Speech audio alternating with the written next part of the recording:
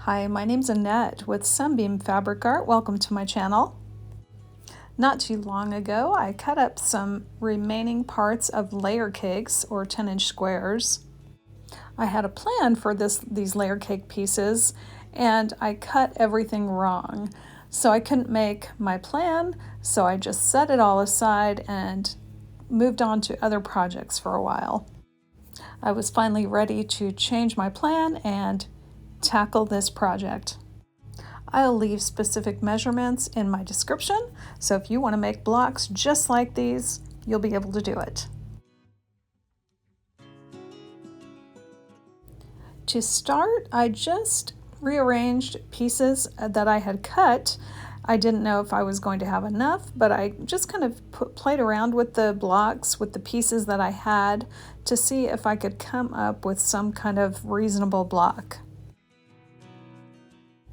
Once I came up with something I thought would work, I took a little sticky note and drew it out, and then I started adding multiple pieces and stacking up blocks one by one on top of each other so that I could do some chain piecing.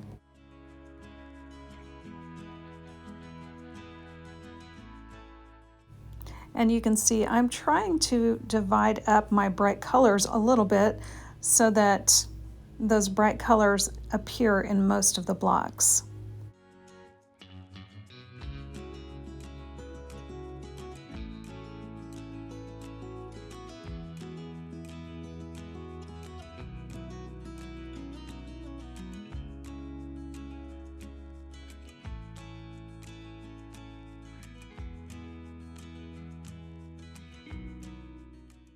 I also decided I needed to add a piece of white background, 5 inches by 10 inches to the left side of every block.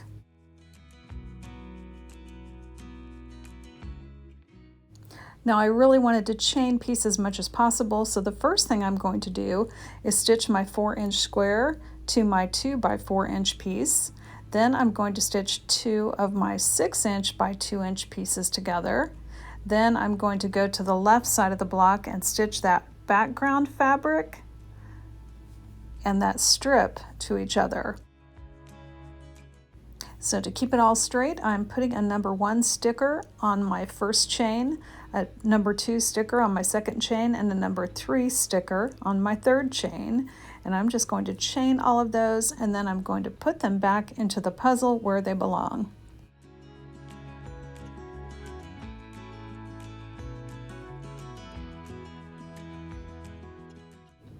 To get this chain started, I'm taking a 4-inch square and I'm stitching it to a 2 by 4 inch strip. Now, as I stitch these, they are going to be in the exact order they need to be in. When I break these chains, I'll make sure and stack them exactly in the order I stitched them.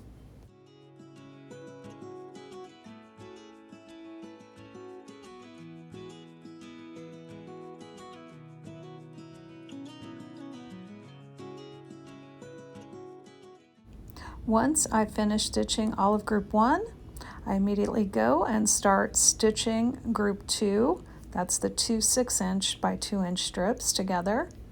And then I start stitching that 5 by 10-inch piece to a 2-inch by 10-inch strip.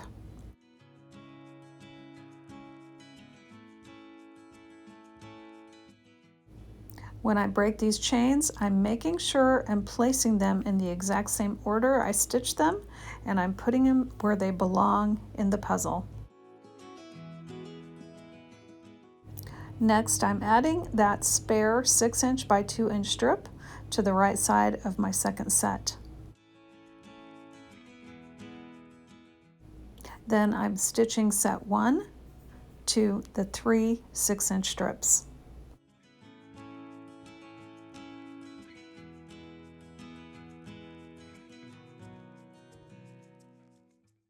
Well, here is what we have so far. We've got set 1 stitched together with those 3 6-inch strips. I'm going to add the long strip on the top of that and the bottom of that, and then the last thing we'll do is add the left side.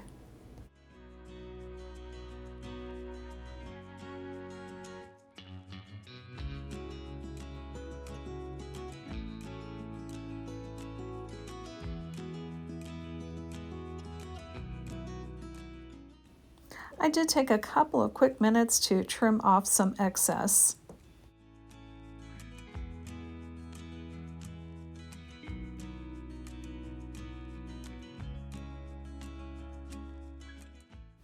Now it's time to add that last piece, and when I stitch these together, I did double check. These are ones that I had matched with a couple of the 6-inch strips, so I'm just making sure they're in the same order, and then I'm stitching that to the side with the 4-inch square.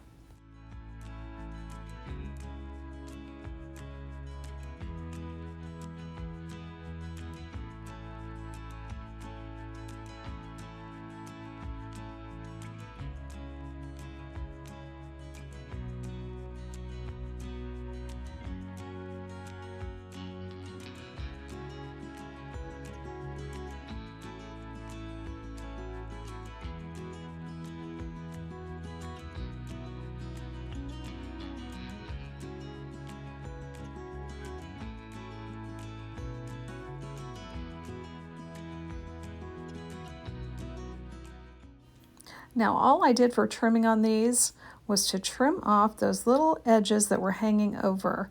I didn't really worry too much if these blocks were not exactly square. My blocks came out to 15 by 8.5 inches. So I got my little sticky note out and tried to figure out how I was going to lay these blocks out into a layout. I made a total of 28 blocks. So if I had them 4 across on the 8.5 side, that would be 34 inches. But if I had them 7 inches across on that side, it would be a more reasonable quilt size. My layout will be 4 blocks across and 7 rows down. It's going to be pretty easy to chain piece these 2 blocks together, then 2 more blocks together. Then when I get through the first round, I'll go back and stitch 2 blocks together with 2 more blocks, and I'll have a row completed.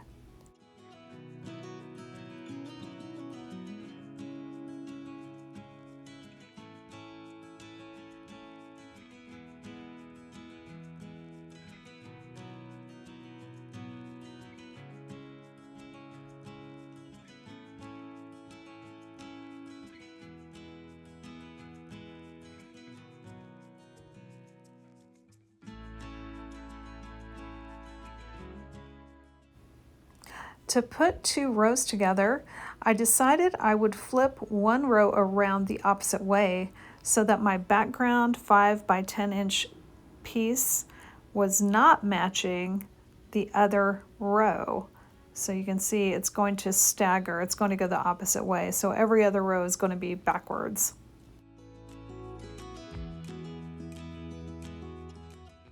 I'm using that nesting technique to find the seams where 2 blocks come together and make sure one seam is going one way, the other seam is going the other way. Then I place a clip in that to hold it together.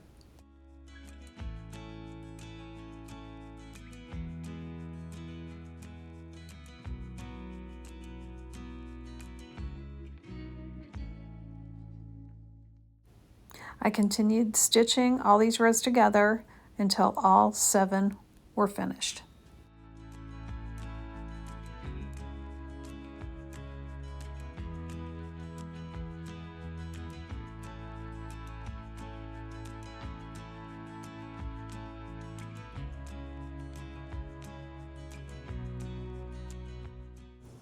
At this point, I could have stopped and called it done, but I had this stack of leftovers. I had some 2 by 4 inch pieces and some 4 by 4 inch squares, and I thought to myself, well, what can I do with these?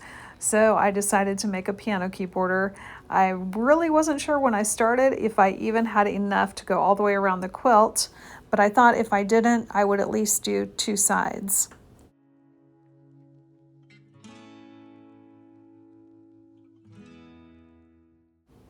Each round with these little pieces gets a little bit faster, and all I'm doing is joining and joining and joining. And when these strips got long enough, I was able to just flip around the tail end of the previous strip and add the next piece.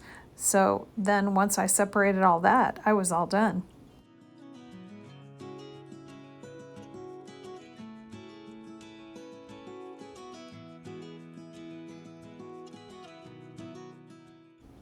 I did take time to iron this strip nice and flat. And then all I did was start attaching it to one side. Once I got it attached to one side, I just turned the quilt and got the next side and just went all the way around the quilt.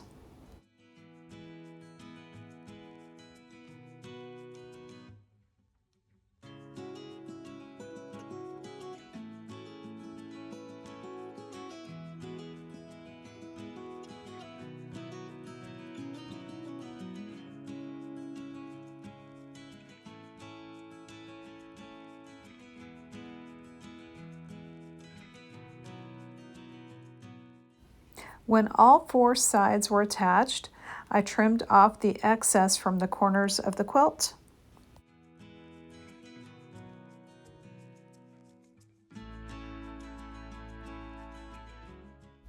I did have just a little bit of piano key border left, and that's going into my scrap bin for a future project. And here is the finished quilt. I just love it. I think it's so cool and so modern looking. Of course, I never know who's going to get my charity quilts, but I hope this one goes to a teenager. Thank you so much for joining me today, and I hope to see you back again real soon.